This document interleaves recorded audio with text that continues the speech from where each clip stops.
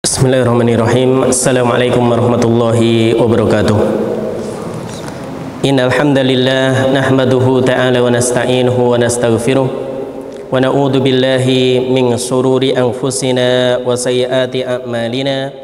May yahdihillahu fala mudhillalah wa may yudlil fala hadiyalah.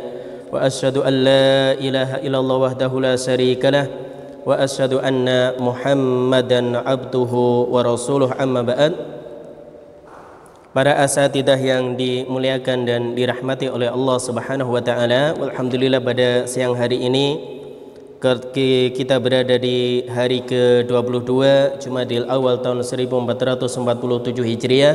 Kembali kita melanjutkan mengkaji kitab Syarhul Mandumah Al-Mimiyah fil Wasaya wal Adab Al-Ilmiyah, yang mangdumahnya karangan dari Syekh Hafidz Ibni Ahmad Al-Hakami rahimahullahu ta'ala. Adapun sarahnya dari Fadilatus Syekh Abdul Razzaq bin Abdul Muhsin Al-Badr hafidhahullahu ta'ala. Kita memasuki bait syair yang ke-33.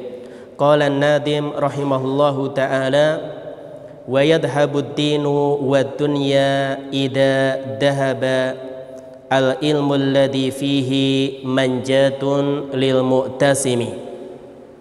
Wa yadhabud din wad dunya, agama dan dunia itu akan hilang, akan lenyap. Idza dahabal ilmu, apabila ilmu itu hilang. Alladzi fihi, yang di dalam ilmu tersebut terdapat manjatun lil mu'tasimi, jalan atau sebab keselamatan bagi orang-orang yang dia al-mu'tasimi, komitmen dengan ilmu. Maka kata Syekh Abdul Razzaq, idza dahabal ilmu, apabila ilmu itu hilang, fa inna ad-dina wad dunya yadhabani bidahabihi, maka agama dan dunia keduanya akan hilang. Bidahabihi, disebabkan karena hilangnya ilmu. Walihada jaa fi sahihain, oleh karena itu datang keterangan dalam hadis yang dikeluarkan Bukhari dan Muslim, anin Nabi sallallahu alaihi wasallam qol, dari Nabi sallallahu alaihi wasallam beliau bersabda, inna min asrati sa'ah, sesungguhnya di antara tanda hari kiamat, an yurfa'al ilmu, ilmu itu dicabut, ilmu itu diangkat. Jadi ilmu itu diangkat atau dicabut, dan ini termasuk di antara min asrati sa'ah, tanda-tanda kemunculan hari kiamat.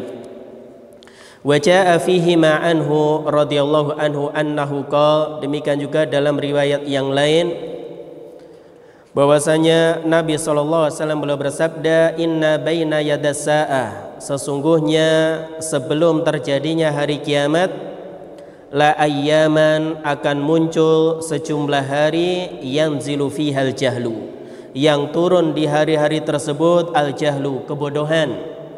Wa yurfa'u fiha al ilmu, dan diangkat di hari-hari itu ilmu. Wa yakthuru fiha al haraj, maka banyak di hari-hari tersebut al haraj. Apa itu al haraj? Ai al qatlu, banyaknya kasus pembunuhan.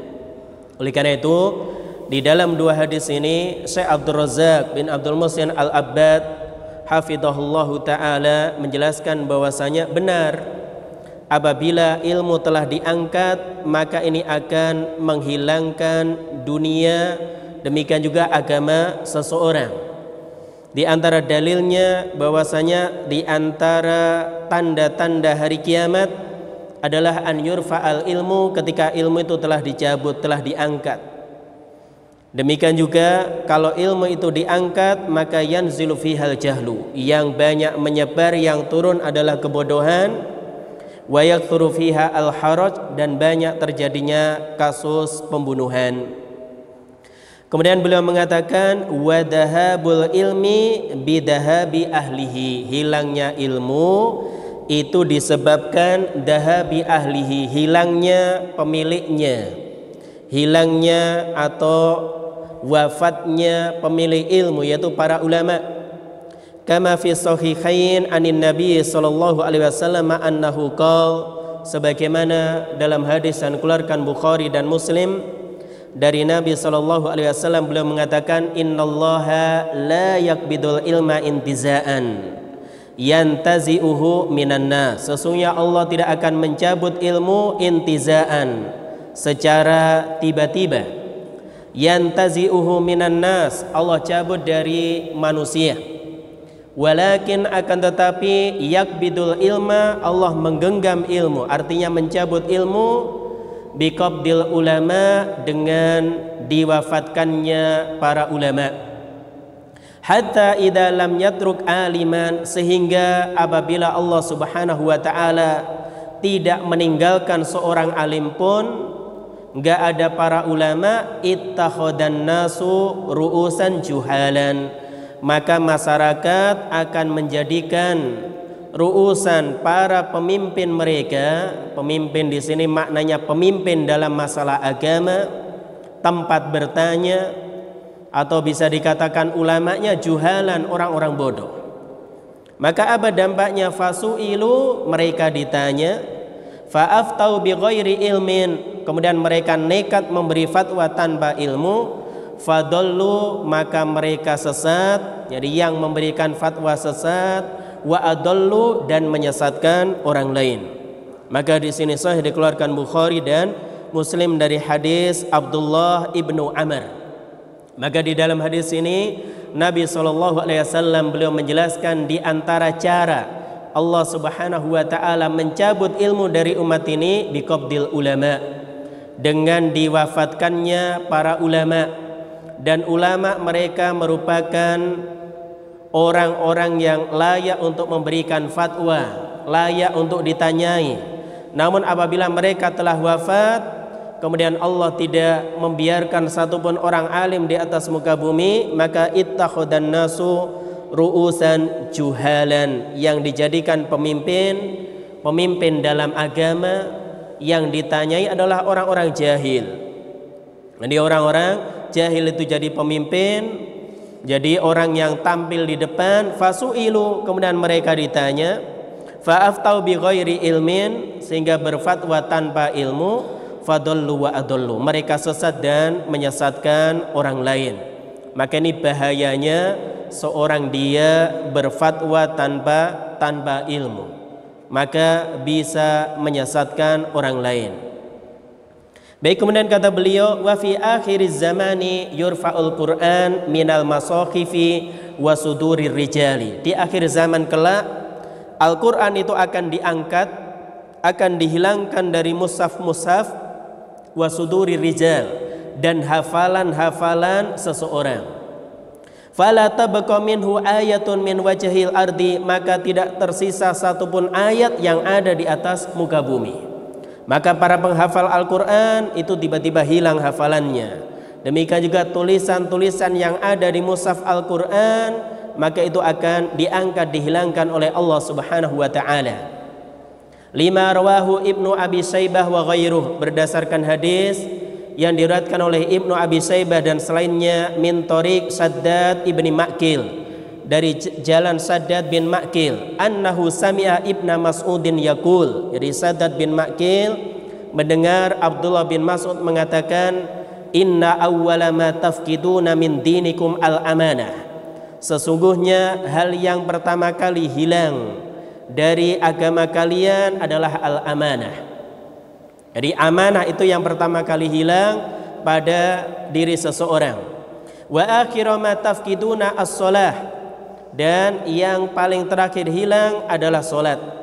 Wa inna hadal Qur'an alladhi baina adhurikum, dan sesungguhnya Al-Quran yang ada di hadapan kalian ini, yusiku an yurfa, hampir-hampir dihilangkan, hampir-hampir diangkat oleh Allah Subhanahu wa ta'ala. Kemudian qala Saddad bin Ma'kil yang mendengar ucapan Abdullah bin Mas'ud, beliau mengatakan, qultu li Abdullah, aku bertanya kepada Abdullah bin Mas'ud, kaifa yurfa'u wa qad athbatahu Allahu fi sudurina. Wahai Abdullah bin Mas'ud, bagaimana Al-Quran itu diangkat, dihilangkan? Wa qad athbatahu Allahu fi sudurina, padahal Allah telah mengokohkannya telah mematrikannya di dada-dada kami. Kami hafal Al-Quran. Wa athbatnahu fi masakhifina, demikian juga kami telah menulisnya di lembaran-lembaran kami. Jadi kami hafal Al-Quran, demikian juga ada mushaf-mushaf Al-Quran yang tulisannya adalah Al-Quran. Bagaimana mungkin Allah Subhanahu wa ta'ala mengangkat hal tersebut? Qala, kemudian Abdullah bin Mas'ud mengatakan, yusra alaihi lailan, maka pada suatu malam terjadi pada alaihi Al-Quran, fala yutraku minhu syai'un fi sadri rajulin wala mushafin, maka tidak ditinggalkan satupun Al-Quran fi sadri rajulin, yang ada di dada seseorang. Maka orang yang hafal, maka di malam hari dicabut hafalannya hilang. Wala mushafin, demikian juga di mushaf. Thumma qara'a, kemudian Abdullah bin Mas'ud beliau membaca firman Allah di surah Al-Isra ayat 86, wala in syi'na, dan jika kami mau, lanadhabanna billadzi auhayna ilaik, sungguh kami hilangkan Al-Quran yang telah kami wahyukan kepada Muhammad. Thumma la tajidu laka, kemudian engkau tidak mendapati pada dirimu bihi dengan Al-Quran alaina wakila, yaitu pelindung.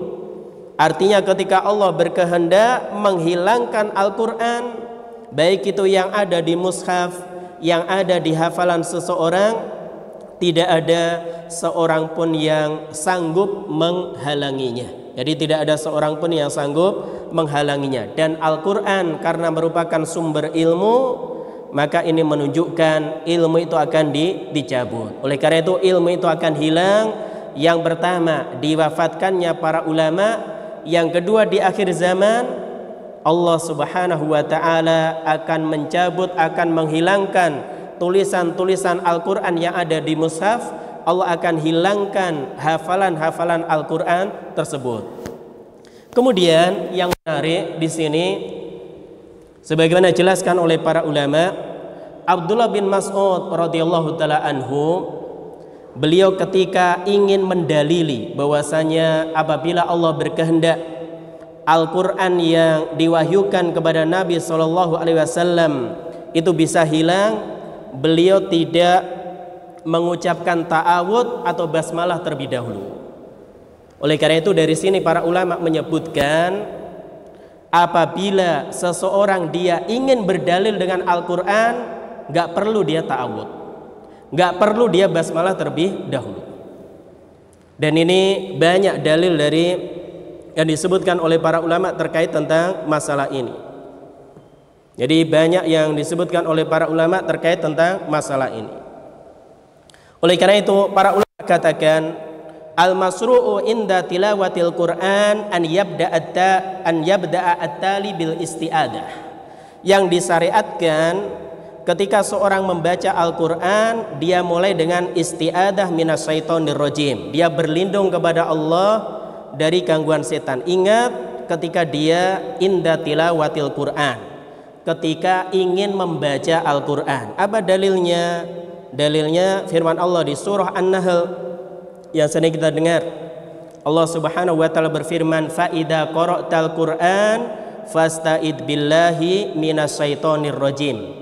Apabila engkau hendak membaca Al-Quran, maka berlindunglah kepada Allah dari setan yang terkutuk.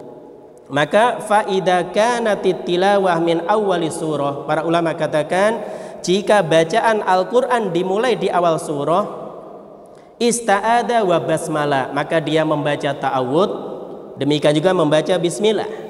Wa idza kanat athna'a surah, apabila dia mulainya di pertengahan surah, kafathu al-isti'adah, maka cukup baginya membaca ta'awud. Wa in ata bil basmalah aidan fala ba'sa, namun kalau dia selain baca ta'awud membaca basmalah, para ulama juga mengatakan tidak masalah. Ini poin pertama. Poin kedua, para ulama katakan la tusra'u al-isti'adatu walal basmalatu inda iradil ayah minal Qur'an ala wajhil istidlal wal ihtijaji biha. Maka tidak disyariatkan membaca ta'awud Demikian juga membaca basmalah ketika menyebutkan ayat Al-Quran dalam rangka berhujjah, dalam rangka berdalil. Wa innama yaqul, cukup dia katakan qala Allahu ta'ala, Allah Subhanahu wa taala berfirman, wa nahwa dzalik, atau yang sama dengan itu, liyumayyiz an ghairihi minal kalam, untuk membedakan ini kalam Allah dengan perkataan yang lain. Dalil akan hal ini banyak. Di antara tadi ini apa yang diucapkan oleh Abdullah bin Mas'ud ketika mendalili bahwasanya Al-Qur'an itu bisa jadi Allah hilangkan, baik yang ada di mushaf ataupun di hafalan manusia, dengan firman Allah di surah Al-Isra ayat 86. Demikian juga banyak kita ada di hadis arba'in dalil akan hal ini. Demikian juga di hadis-hadis yang lain. Contoh hadis yang dibawakan oleh para ulama untuk menyatakan bahwasanya ketika kita ingin berdalil dengan satu ayat Al-Quran tanpa perlu ta'awud dan basmalah adalah hadis yang diriwayatkan oleh Abu Hurairah.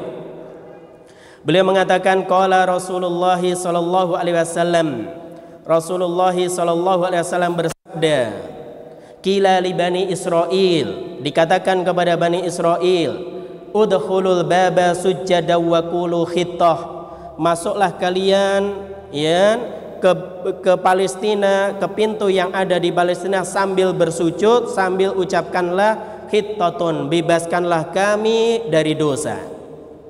Maka yughfar lakum khotoyakum, niscaya dosa-dosa kalian akan diampuni.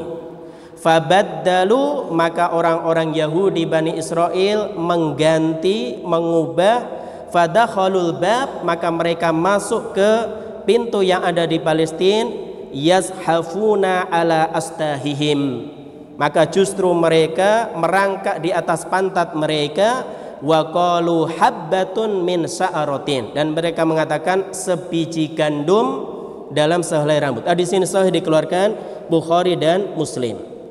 Maka kita lihat Nabi SAW katakan udkhulul baba sujjada wa qulu khitta, tanpa perlu membaca ta'awud ataupun membaca basmalah. Dan ini yang dijelaskan oleh para ulama, di antaranya Imam Suyuti rahimahullahu taala, beliau juga mengatakan as-shawab, pendapat yang benar, al-iktisaru ala iradil ayah min ghairi isti'adah, cukup menyebutkan ayat Al-Qur'an tanpa membaca isti'adah. Kenapa? Ittiba'an lil warid fi dzalik, sebagai bentuk untuk mengikuti dalil-dalil yang datang dalam masalah ini. Fa innal bab babut tiba, karena perkara ini masuk dalam bab mengikuti, ittiba, mencontoh Nabi SAW. Wal isti'adatu al ma'muru biha, maka isti'adah yang diperintahkan fi qaulihi ta'ala, dalam firman Allah, fa idza qara'tal qur'an fasta'id billah innama hiya inda qiraatil Qur'an littilawah. Kata Imam Suyuti, ini khusus diperintahkan ketika membaca Al-Qur'an littilawah, tujuannya untuk tilawah, jadi membaca untuk ibadah. Amma iradu ayatin minhu lil ihtijaj wal istidlal, adapun apabila seorang menyebutkan ayat Al-Qur'an tujuannya lil ihtijaj, untuk berhujjah, wal istidlal ala hukmin, untuk berdalil atau menjelaskan satu hukum, fala, maka tidak perlu isti'adah. Maka ini penjelasan As-Suyuti dalam kitab beliau Al-Hawi. Oleh karena itu termasuk hal yang tidak tepat ketika seorang khutbah dia ingin mendalili sesuatu dari pernyataannya, dia isti'adah dulu kemudian bismillah dulu. Maka kalau dia tujuannya untuk membaca silahkan, tapi kalau dia ingin mendalili sesuatu maka yang tepat tidak perlu isti'adah terlebih dahulu, demikian juga tidak basmalah. Demikian juga Syekh Muhammad bin Shalih Utsaimin dalam Syarah Riyadhus Shalihin atau Syarah Al-Arba'in, beliau mengatakan fa in qala qail, kalau ada orang yang bertanya, lima lam yudkar fil hadithi annahu isti'adah, kenapa di dalam hadis ini tidak disebutkan Nabi itu isti'adah atau isti'adah billahi minasyaitonir rajim, belum minta perlindungan kepada Allah dari setan yang terkutuk, padahal Allah fa idza qara'tal Qur'an fasta'id billahi minasyaitonir rajim. Apabila engkau hendak membaca Al-Qur'an, maka berlindunglah kepada Allah dari setan yang terkutuk. Fal jawab, jawabannya kata Syekh Utsaimin, anna hadhil ayah la yuradu bihat tilawah.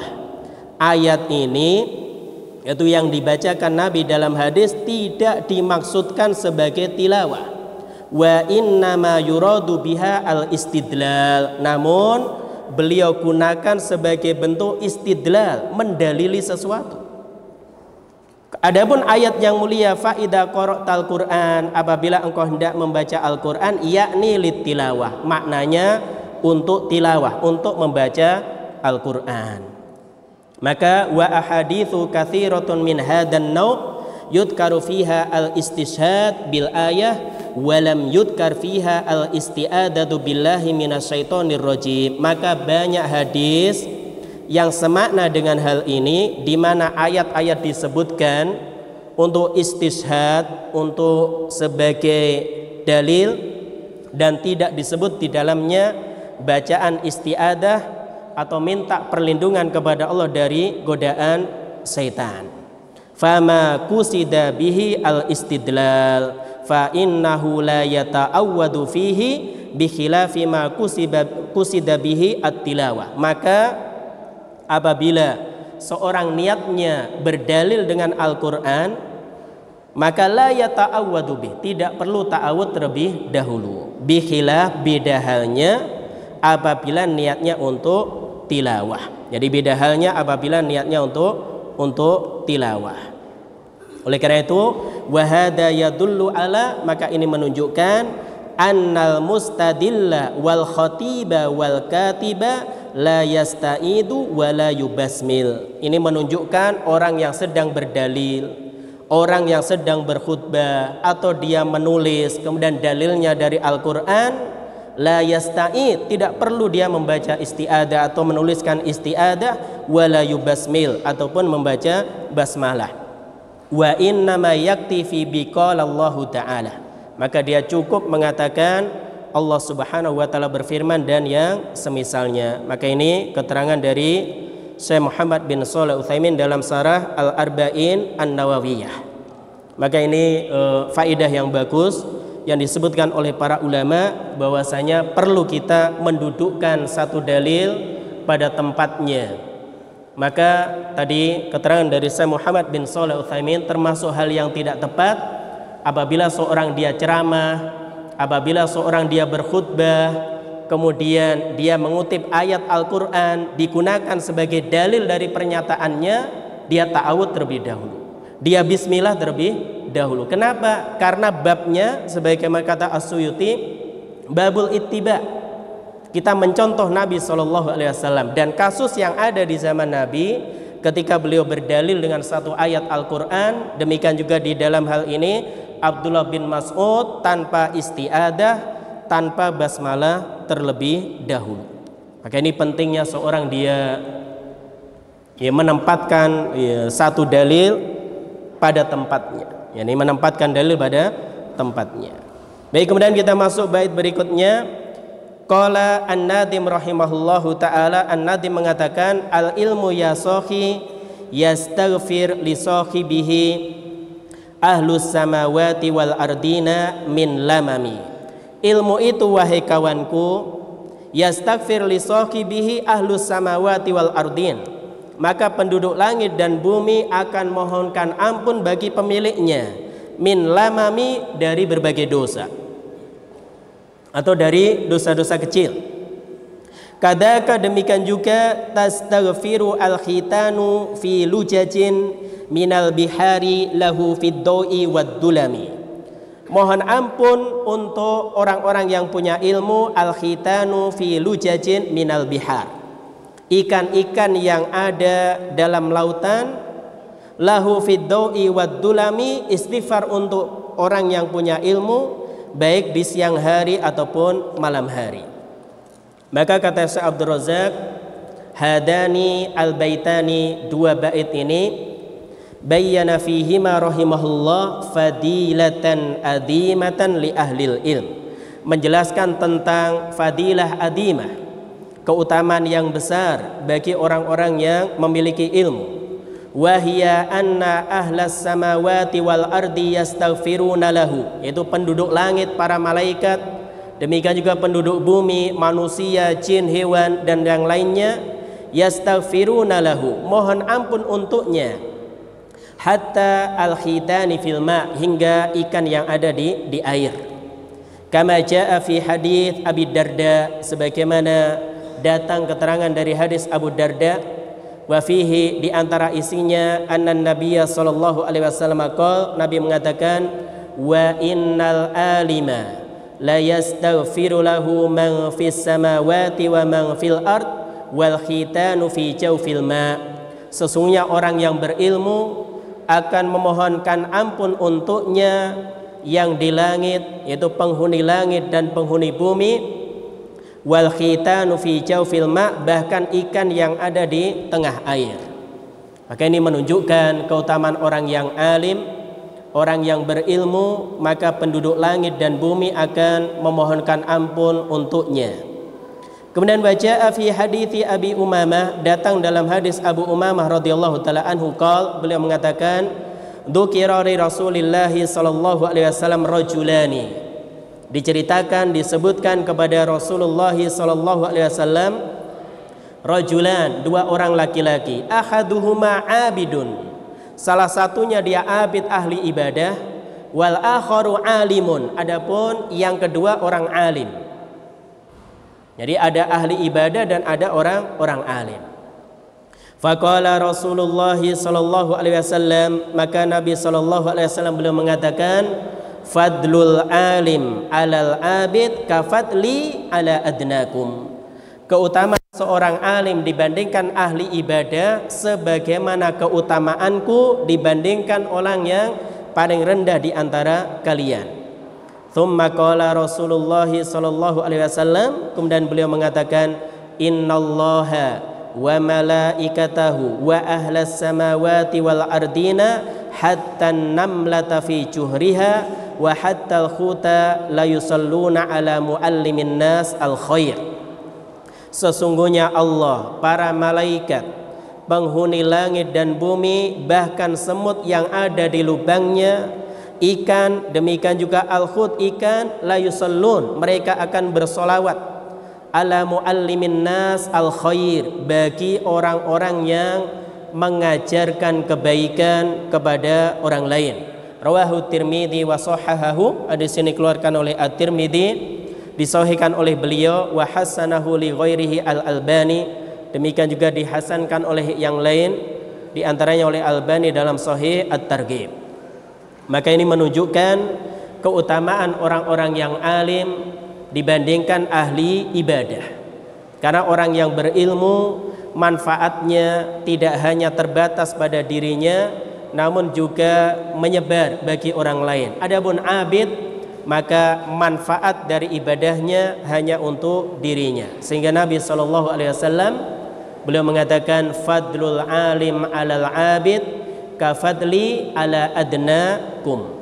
Jadi keutamaan seorang alim dibandingkan ahli ibadah itu sebagaimana kelebihanku dibandingkan orang yang paling rendah di antara kalian. Maka ini memotivasi kita untuk terus belajar, untuk terus ngaji, untuk terus menuntut ilmu. Baik, kemudian qala an-Nadhim rahimahullah, Al-Hafidz Al-Hakami mengatakan, al ilmu ya sahih, ilmu itu wahai kawan. Maka sahih itu tarhim ya sahib, dia singkatan dari ya sahib. Ai li sahibihi ahlus samawati wal ard, bagi pemiliknya maka penduduk langit dan bumi, maknanya man fis samawati wa man fil ardin yastaghfiruna li talibil ilm. Kata Syekh Abdul Razak, penghuni langit dan bumi semuanya istighfar untuk orang-orang yang belajar, untuk orang-orang yang menuntut ilmu. Ahlus samawat, siapa penduduk langit? Al malaikah, mereka adalah para malaikat. Wa jaa dzikru istighfaril malaikah li umumil mu'minin fil Qur'an. Kemudian datang keterangan para malaikat itu memohonkan ampun secara umum kepada orang-orang mukmin. yaitu di surah Ghafir ayat yang ke-7. Allah berfirman, alladzina yahmilunal arsya wa man haulah, yaitu para malaikat yang memikul ars, wa man haulah, dan apa yang ada di sekitarnya, yusabbihuna bihamdi rabbihim, mereka bertasbih memuji Rabbnya, wa yu'minuna bih, beriman kepadanya, wa yastaghfiruna lilladzina amanu, dan mereka memohonkan ampun untuk orang-orang beriman. Maka di dalam ayat ini di surah Ghafir ayat yang ke-7, secara umum orang-orang mukmin maka itu dimohonkan ampun kepada Allah oleh para malaikat. Lakin hadal istighfar, adapun akan tetapi istighfar yang dimaksud li ahlil ilmi, untuk orang-orang yang memiliki ilmu, fihi khususiyah, memiliki keistimewaan. Maka orang-orang mukmin, para malaikat mohon ampun kepada mereka. Namun istighfar yang diberikan malaikat untuk ahlil ilm, al-mukmin al-alim, seorang mukmin yang berilmu, fihi khususiyah, ada keistimewaan, ada kekhususan. Sehingga dalil-dalil tadi yang disebutkan oleh Nabi SAW, bahwasanya malaikat, penduduk langit, penduduk bumi, bahkan hewan, semut, ikan yang ada di lautan, mohon ampun kepada ahlul ilm atau muallimin nas al khair, orang-orang yang mengajarkan kebaikan kepada orang lain, maka ini mohon ampun secara khusus, maka spesial, istimewa orang-orang yang demikian. Baik, kemudian min lamami, al-lamam. Apa itu al-lamam? Kata Syekh Abdul Razak, al-lamam adalah muqarabatul maksiyah min ghairi muwaqa'atin, mendekati maksiat namun tidak terjerumus ke dalamnya. Itu disebut dengan al-lamam. Makna yang kedua, wa yu'abbaru bihi anis shagir. Terkadang al-lamam itu untuk menunjukkan makna as-shagir, dosa-dosa kecil. Wa fi hada, maka dalam hal ini tanbihun ila fadilatin li ahlil ilm, ada peringatan, ada pengingatan terkait keutamaan orang-orang yang memiliki ilmu. Apa itu keutamaannya? Wahia bu'duhum anil kabair wal ma'asi wal atham. Mereka adalah orang-orang yang jauh dari berbagai dosa besar, dari maksiat, dari dosa-dosa, bima atahumullahu min basiratin bidinihi wa bi asma'ihi wa sifati, karena Allah Subhanahu wa taala telah memberikan kepada mereka basirah, telah memberikan ilmu, bidinihi dalam agamanya, demikian juga ilmu tentang nama-nama dan sifatnya. Oleh karena itu ini menunjukkan ahlul ilm yang dia dipuji, yang mereka akan mendapatkan doa dari para malaikat, doa dari hewan-hewan apabila mereka orang-orang yang mengamalkan ilmunya. Sehingga keutamaan yang lain, bu'duhum anil kabair wal ma'asi wal atham. Mereka adalah orang yang jauh dari dosa besar, jauh dari maksiat, jauh dari dosa. Kenapa? Bima atahumullahu min basirah. Allah berikan ilmu bidinihi dalam agamanya. Allah berikan ilmu tentang nama dan sifatnya. Kemudian karena kita nggak ada yang maksum, kata beliau, wa idza waqa'u fid dunub, jika mereka pun terjatuh dalam dosa, yaqauna fi umurin hiya minal lamam, maka mereka terjatuh dalam perkara-perkara yang statusnya al-lamam. Al-lamam tadi bisa jadi maknanya as-shagir, dosa kecil, atau muqarabatul maksiyah min ghairi muwaqah, yakni mendekati maksiat tanpa sampai jatuh ke dalamnya. Sehingga Allah katakan di surah An-Najm ayat 32, alladzina yajtanibuna kabairal itsmi wal fawahisha illal lamam. Itu orang-orang yang menjauhi berbagai dosa-dosa besar, al-fawahis yaitu dosa-dosa yang kecil, di antara zina, kecuali al-lamam. Tafsiran para ulama di antaranya Abdullah bin Abbas, al-lamam adalah as-shaghair, dosa-dosa kecil. Baik, kemudian beliau katakan kada tastaghfiru al-khitanu fi lujajin minal bihar. Demikian juga ikan yang ada di dalam lautan, mohon ampun kepada ahlul ilm. Maka ini idhofatan ila istighfaril malaikah liman fil ard, sebagai tambahan istighfarnya malaikat untuk penduduk bumi. Wal khitanul lati fil bihari tastaghfiru li ahlil ilm, ikan yang ada di laut mohon ampun untuk orang-orang yang berilmu. Demikian juga dalam hadis hatta namla fi juhriha, hingga semut yang ada di lubangnya. Kemudian kenapa ikan, semut mohon ampun untuk orang yang berilmu? Ada dua penjelasan para ulama. Yang pertama, wa ba'du ahlil ilmi talammasa fi hada ba'dil hukam, maka para ulama mencari-cari hikmah hal ini. Faqalu, mereka mengatakan naf'ul alim la yahtassu bin nas, karena manfaat orang yang berilmu tidak khusus untuk manusia. Bal yasmulu al hayawanat wa ma fil bihar wan namli wa nahwihi, akan tapi mencakup hewan-hewan bahkan yang di lautan, semut atau yang semisalnya. Li'annal alima awalan, karena orang yang alim awalnya itu yubassirun nas, dia akan menyampaikan ilmu, memberikan pencerahan kepada masyarakat biddin, dalam masalah agama. Kemudian mereka mengamalkannya. Fa idastaqamu, apabila mereka istiqomah di atas ketaatan, hasolatil khairatu wal barokat, maka akan terwujud kebaikan dan keberkahan. Maka penjelasan yang pertama, kenapa ikan, semut mohon ampun untuk orang-orang yang alim? Karena orang yang alim yubassirun nas biddin, mereka mengajari agama, mengajarkan kebenaran kepada manusia, memberikan pencerahan kepada mereka, sehingga mereka berilmu, mengamalkannya, kemudian istiqomah di atas ilmu, di atas ketaatan, maka hasolatil khairat wal barokat, akan terwujud berbagai kebaikan dan keberkahan. Bainama idza baqiyan nasu ala dolalihim, beda halnya kalau manusia tetap dalam kesesatan mereka. Wan khirafihim, demikian juga penyelewengan mereka. Fasadatis samawati wal ard, maka langit dan bumi akan rusak. Fatadarrara al khitanu wal hawamu wad dawabu, maka itu akan memberikan kerusakan, bahaya bagi ikan, binatang-binatang kecil, demikian juga ad-dawab, binatang-binatang melata. Oleh karena itu ini menunjukkan alasan yang pertama, kenapa seorang alim itu hewan-hewan pun mohon ampun kepadanya.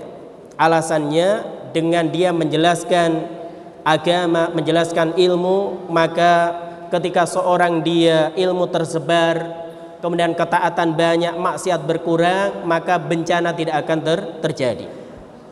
Wa min janibi akhar, di sisi lain, fa innal alim aidon yubayyinu linnas ar-rifqa ma'a bahimatil an'am wa husnad da'amul, maka seorang alim akan menjelaskan kepada masyarakat untuk arif, bersikap lemah lembut, ma'a bahimatil an'am, kepada hewan, wa husnad ta'amul, demikian juga berinteraksi yang baik kepada hewan. Fahadil asya min khairil alim, maka ini merupakan hal-hal min khairil alim wa barokatihi, kebaikan dan keberkahan orang yang berilmu, tasilu ilaiha, sampai kepada hewan.